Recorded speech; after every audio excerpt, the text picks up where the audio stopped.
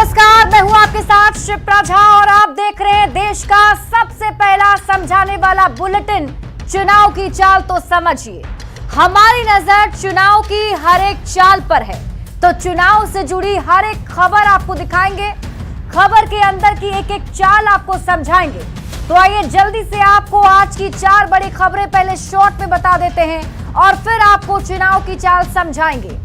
आज बुलेटिन में सबसे पहले आप समझिए, कब बजेगी चुनावी रणभेरी, क्योंकि बिहार विधानसभा चुनाव को लेकर तारीखों के ऐलान पर अब संभावित चर्चाएं शुरू हो चुकी हैं। तो सबसे पहले आपको आज समझाएंगे कब बजेगी चुनावी रणभेरी और इसके साथ साथ अगली खबर होगी जीएसटी रिफॉर्म से विपक्ष को झटके वाली चाल आपको समझाएंगे, क्योंकि एक बड़ा फैसला मोदी सरकार की तरफ से लिया गया है। मां के अपमान पर संग्राम की चुनावी चाल आपको समझाएंगे, किस तरीके से सियासत गरमाई हुई है ये आपको बताएंगे और साथ ही त्रिदेव वाले पोस्टर की चुनावी चाल भी आपको समझाने वाले हैं। और शुरुआत कर लेते हैं सबसे पहले चुनावी बुलेटिन में सबसे पहले बात चुनाव से जुड़ी हुई करेंगे। बिहार चुनाव को लेकर अक्टूबर महीने में तारीखों का ऐलान हो सकता है, पहले या दूसरे हफ्ते में तारीखों की घोषणा हो सकती है। खबर है कि दुर्गा पूजा और छठ के बाद पहले चरण की वोटिंग हो सकती है। तो क्या है बिहार चुनाव की संभावित तिथि, इस रिपोर्ट को पहले आप देखिए, फिर चुनाव की चाल आपको समझाएंगे।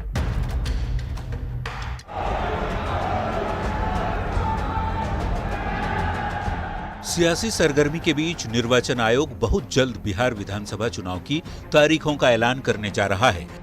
संभव है अक्टूबर में चुनाव की तारीखों की घोषणा हो सकती है।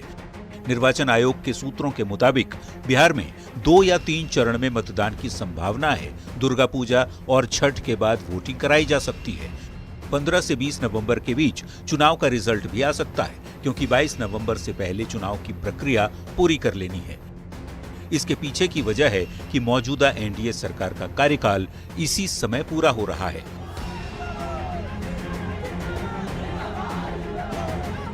चुनाव को लेकर राजनीतिक पार्टियों का भी उत्साह चरम पर है। एनडीए और इंडिया गठबंधन के सियासी दल चुनावी रणनीति को अंतिम रूप देने में जुटे हुए हैं और दोनों ही गठबंधन की ओर से दावा किया जा रहा है कि सरकार उन्हीं की बनेगी। सरकार बनाने का दावा करते हुए एनडीए के नेता पूरे जोश में नजर आ रहे हैं।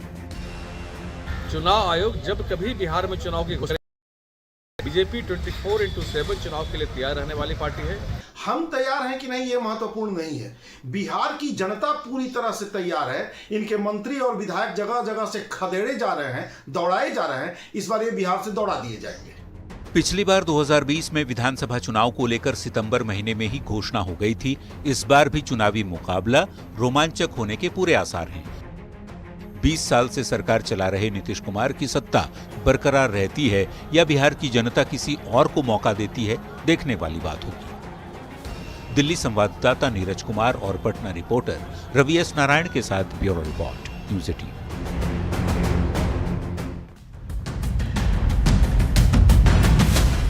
और आइए अब आपको चुनाव की चाल समझाते हैं। देखिए, बिहार विधानसभा चुनाव का ऐलान बहुत जल्द हो सकता है, ये संभावना जताई जा रही है। तारीखों का ऐलान कुछ ही दिनों के बाद हो जाएगा, ये भी कहा जा रहा है। और साथ ही साथ आपको एक बड़ी खबर ये बता दें कि अक्टूबर में तारीखों का ऐलान संभव है। अक्टूबर के पहले सप्ताह या फिर दूसरे सप्ताह में जानकारी मिल सकती है तारीख को लेकर। सूत्र यहां तक बता रहे हैं कि अक्टूबर के पहले हफ्ते में ही ऐलान किया जा सकता है। दुर्गा पूजा और छठ के बाद वोटिंग की संभावना भी जताई जा रही है।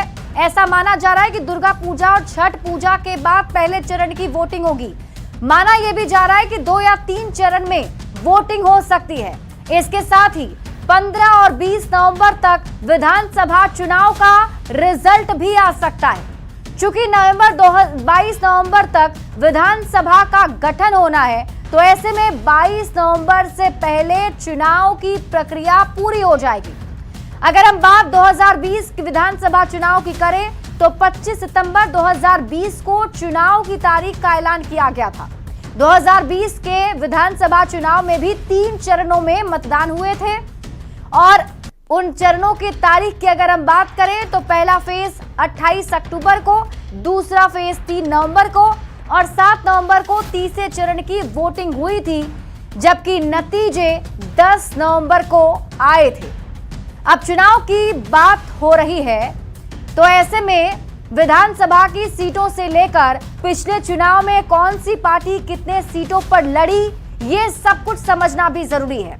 तो आइए आपको बताते हैं कि बिहार की 243 विधानसभा की सीटों में से पिछली बार 125 सीटें जीतकर एनडीए ने फिर से सरकार बनाई थी, जबकि महागठबंधन के खाते में 110 सीटें ही आ पाई थी।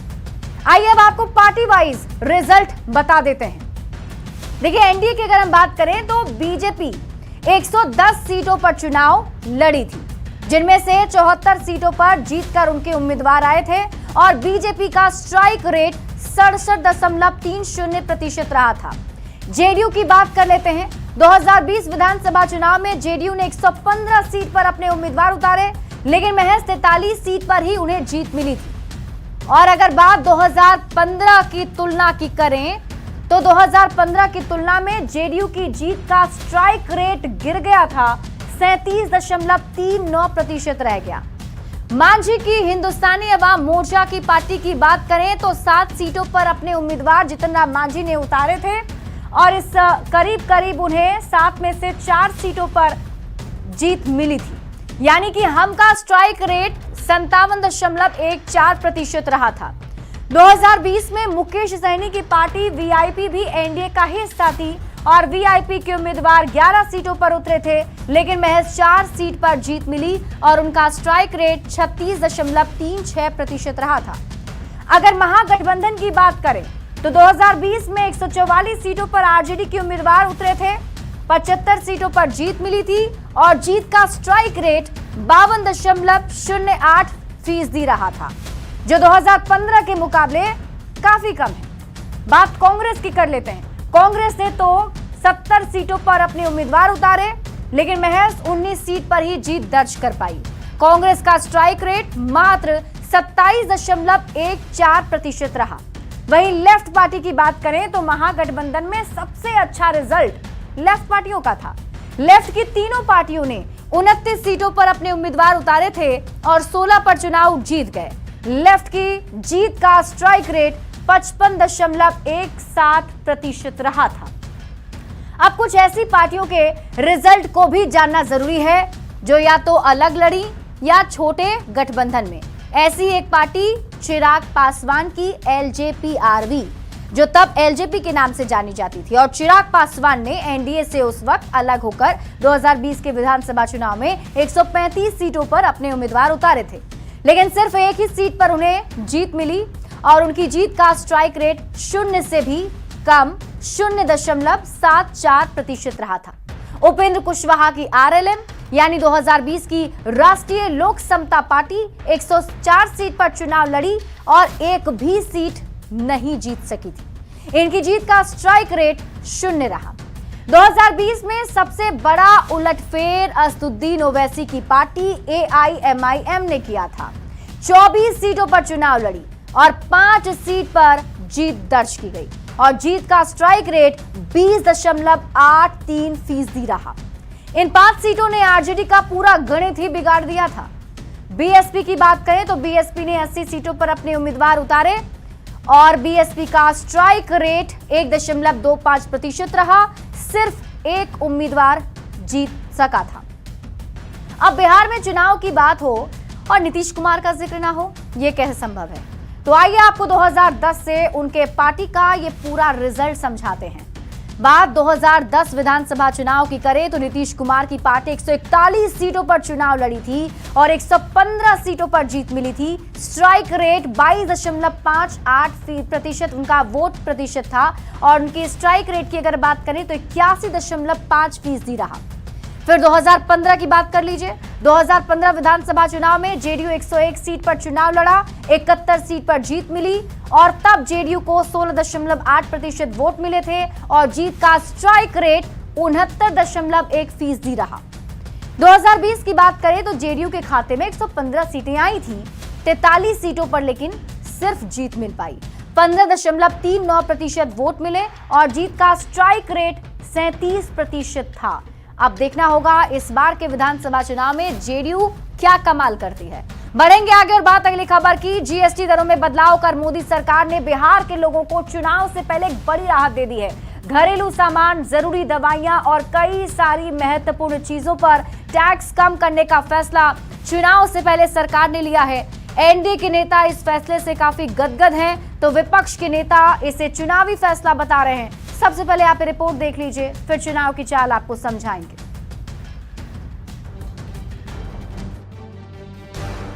महज 1 से 2 महीने के अंदर बिहार विधानसभा का चुनाव है। चुनाव के पहले एक ओर सीएम नीतीश बिहार के लोगों को सौगात पर सौगात बांट रहे हैं, तो दूसरी ओर मोदी सरकार ने बम्पर तोहफा दे दिया है।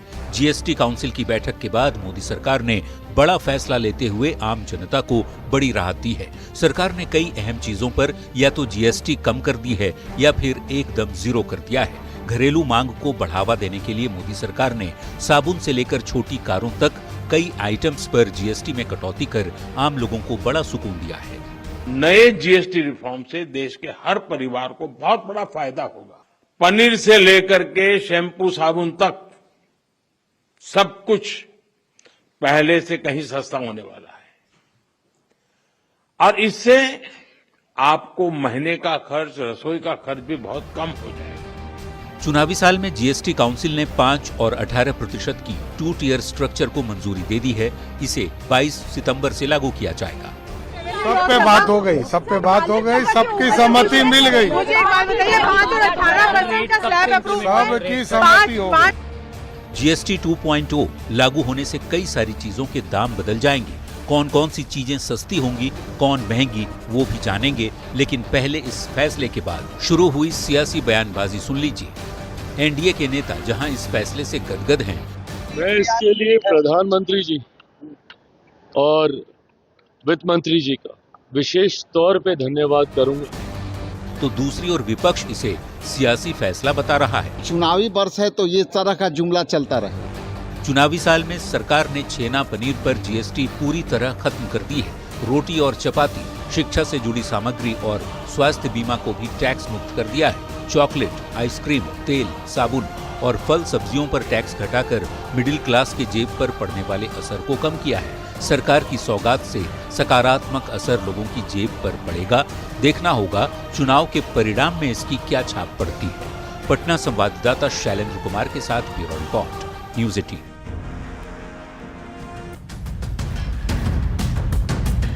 देखिए, मोदी सरकार में जीएसटी को लेकर यह बड़ा फैसला लिया गया है और जीएसटी के स्लैब में बदलाव वाली चुनावी चाल आपको समझाएंगे। लेकिन उससे पहले आप ये जान लीजिए क्या बदलाव हुए हैं। तो सबसे पहले आपको बताते हैं कि जीएसटी के अब तक 4 स्लैब थे, अब सिर्फ मुख्य 2 ही स्लैब होंगे। मतलब 2 स्लैब को खत्म कर दिया गया है। पहले जो 4 स्लैब था उसके बारे में अगर आपको बताएं तो 5%, 12%, 18% और 28% ये 4 टैक्स स्लैब थे।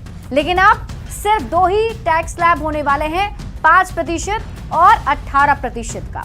जीएसटी में क्या बदलाव हुआ है अब आपको ये बताते हैं। देखिए, 12% वाले जो 99% आइटम्स हैं उन सभी को अब 5% के स्लैब में शिफ्ट कर दिया गया है। इसके साथ ही जो 28% वाले अधिकतर सामान थे वो 18% के स्लैब में आ चुके हैं। अब आप चुनाव की चाल को समझिए। जिस तरीके से ये बड़ा बदलाव किया गया है उसमें 40% का एक अलग से जीएसटी स्लैब लगाया गया है। जो पान मसाला है, तंबाकू है, लग्जरी कार है, उस पर ये लागू किया जाएगा। तो जीएसटी के स्लैब में बदलाव से क्या फायदा होगा अब आप ये जान लीजिए। तो रोजमर्रा की जो जरूरी चीजें हैं जो आप खरीदते हैं वो अब सस्ती हो जाएंगी, उस पर टैक्स आपको कम देना पड़ेगा। चुनावी साल में क्या क्या टैक्स फ्री होने वाला है अब आप ये जान लीजिए। पूरी सामानों की जो लिस्ट है वो आपको बताते हैं। देखिए, पहले की बात करें तो पराठे पर पहले 18% का जीएसटी था, लेकिन अब इस पर 0 जीएसटी लगने वाला है जो सस्ता हो गया है। पिज्जा ब्रेड पर पहले 5% जीएसटी लगता था, लेकिन अब ये शून्य कैटेगरी में आ चुका है तो सस्ता हो गया है। रोटी पर पहले 5% जीएसटी लगता था, लेकिन अब ये भी शून्य कैटेगरी में आ चुका है तो आपके लिए सस्ता हो चुका है। नोटबुक की बात करें, 12% इस पर जीएसटी लगता था, लेकिन अब ये भी शून्य हो चुका है। इसके साथ ही पेंसिल की बात कर लीजिए, 12% जीएसटी पेंसिल पर देना पड़ता था जब आप खरीदते थे, लेकिन अब ये शून्य कैटेगरी में आ चुका है। उसके बाद अगर बात कर लेते हैं आगे शार्पनर की, तो 12% पहले इस पर जीएसटी लगता था, लेकिन अब ये 0% में आ चुका है, सस्ता हो चुका है। यानी कि जो भी स्टेशनरी के सामान आप खरीदते थे वो सब सस्ता हो चुका है। जो रोजमर्रा की चीजें हैं वो भी अब सस्ती हो गई हैं। इसके साथ ही आपको बताते हैं ट्रैक्टर टायर की बात कर लीजिए। ट्रैक्टर टायर पहले 18% इस पर जीएसटी लगता था, लेकिन अब ये भी शून्य कैटेगरी में आ चुका है। ट्रैक्टर की बात कर लीजिए, 12% पहले इस पर टैक्स लगते थे जीएसटी के, लेकिन अब 5% के अंतर्गत ही आ चुका है। सिंचाई मशीन जिसका इस्तेमाल किसान करते हैं उस पर पहले 12% टैक्स लगता था, लेकिन अब ये 5% के कैटेगरी में आ चुका है। थ्रेसिंग मशीन की बात कर लीजिए, पहले इस पर 12% का जीएसटी था, लेकिन अब ये 5% वाले में आ चुका है। कटाई की मशीन जिसका इस्तेमाल किसान करते हैं, 12% उस पर पहले टैक्स था, लेकिन अब ये 5% पर आ चुका है। सीधे 60% का फायदा हुआ है जीएसटी में। स्वास्थ्य से जुड़े सामान अब कितना जीएसटी लगेगा अगर हम इसकी बात करें, तो पहले जो हेल्थ इंश्योरेंस थे उस पर 18% जीएसटी देना होता था, लेकिन अब ये 0% हो चुका है। थर्मामीटर की बात कर लीजिए, 18% पहले आप इस पर जीएसटी देते थे, लेकिन अब ये 5% के अंतर्गत आ चुका है। इसके बाद ऑक्सीजन की बात कर लेते हैं, 12% पहले इस पर जीएसटी लगता था, लेकिन अब ये भी 5% के अंदर आ चुका है। डायग्नोस्टिक किट की बात कर लीजिए, 12% पहले इस पर जीएसटी लगता था, लेकिन अब ये भी 5% के अंदर आ चुका है। अब आप चुनाव की चाल तो समझिए। देखिए, चुनाव के पहले मोदी सरकार और नीतीश सरकार सौगात पर सौगात दे रही है। नीतीश सरकार ने बिहार में 125 यूनिट बिजली फ्री कर दी। नीतीश सरकार ने बिहार वासियों के लिए पेंशन का नया स्कीम लेकर आए, जिसमें 400 से बढ़ाकर 1100 रुपए से कर दिया गया। हर परिवार की एक महिला को 10,000 रुपए देने का ऐलान किया गया, और अब जीएसटी रिफॉर्म के जरिए मोदी का ये मास्टर स्ट्रोक है। अब आप सवालों के जरिए चुनाव की चाल तो समझिए। क्या विपक्ष से महंगाई का मुद्दा भी अब छिन गया है? सवाल ये भी कि क्या अब विपक्ष इन सौगातों की काट के लिए कुछ नया करेगा? क्योंकि अब लगातार चाहे मोदी सरकार हो या नीतीश सरकार, लोगों को फायदा पहुंचाने के लिए बड़ी बड़ी सौगातें दे रही है। बढ़ते हैं आगे और बात अगली खबर की। पीएम मोदी और उनकी मां को गाली देने को लेकर सियासी उबाल बढ़ता ही चला जा रहा है। बिहार बीजेपी महिला मोर्चा के आह्वान पर बुलाए गए बिहार बंद का असर पूरे बिहार में देखने को मिला। एनडीए की महिला कार्यकर्ता और नेताओं ने तो सड़क पर उतरकर अपनी नाराजगी जताई और राहुल गांधी के साथ ही तेजस्वी यादव से माफी मांगने की बात कही है। सबसे पहले आप रिपोर्ट देखिए, फिर चुनाव की चाल आपको समझाएंगे।